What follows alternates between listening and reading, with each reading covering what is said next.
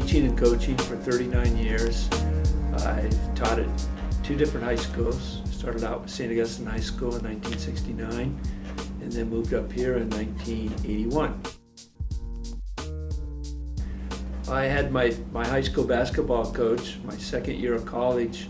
We were working together on a summer project and he convinced me to drop electrical engineering and move into teaching because he thought I could work well with people. In engineering I wouldn't see any people, so I think he pointed me in the right direction.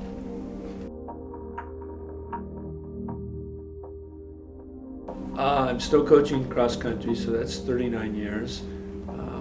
I also coached track for 35 years in football and basketball. My hobbies and interests are my first and foremost and most important hobby is my family, and they're obviously my number one interest. And I've been able to save a lot of the past in my life and other people's lives, and that has led to many collections, and that seems to be my focus right now. I have a collection of radios that goes back to 1919, and I have a different radio for each decade thereafter. I have every single way of recording music or sound, from wire to iPods. I have those in my collection. I have a pretty good sized baseball card collection.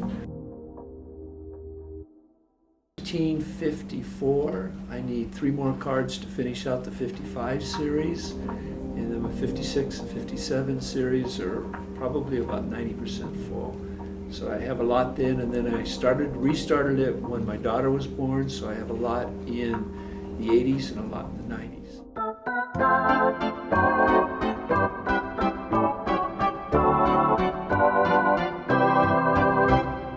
Take me out to the ball game. Take me out with the crowd. Buy me some peanuts and Cracker Jack. I don't care if I never get back. Let me root for the home team. If they don't win, it's a shame. For it's 1, 2, 3 strikes, you're out at the old ball game. My man shrine is a building that we built a couple years back, and it's 1,000 square foot of everything that you'd ever want to put, masculine type thing you'd ever want to put in there. I've got all those collections I just talked about in there, radios, recorders, video equipment. There's another thing, I have all kinds of video dating back to betas in there. And there seems to be a pool table in the middle, and there seems to be a bar there, so refrigerator, and so I spent a little bit of time back there reading. I spent a lot of time reading back there.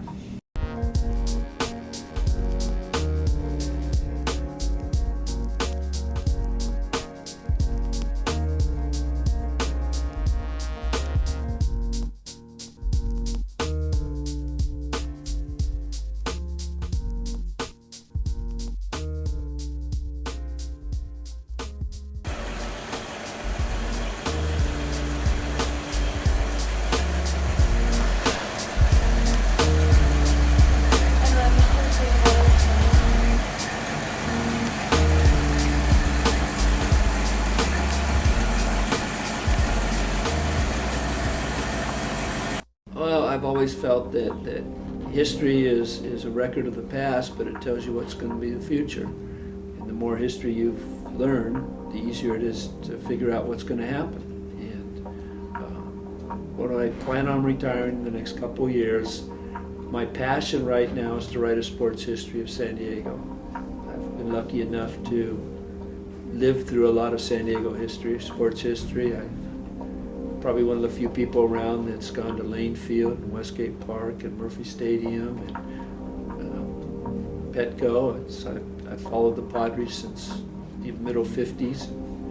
I was lucky enough to work for the city in the sports arena, so I got to be there for all the San Diego Rocket games and the Conquistador games and the Sale games and Balboa Stadium. I went to the first Charger game at Balboa Stadium and went to the playoff games at Balboa Stadium. And So I have a pretty rich background of the sports history of San Diego, and I'd like to put it all in a novel type form, so it'd be interesting to read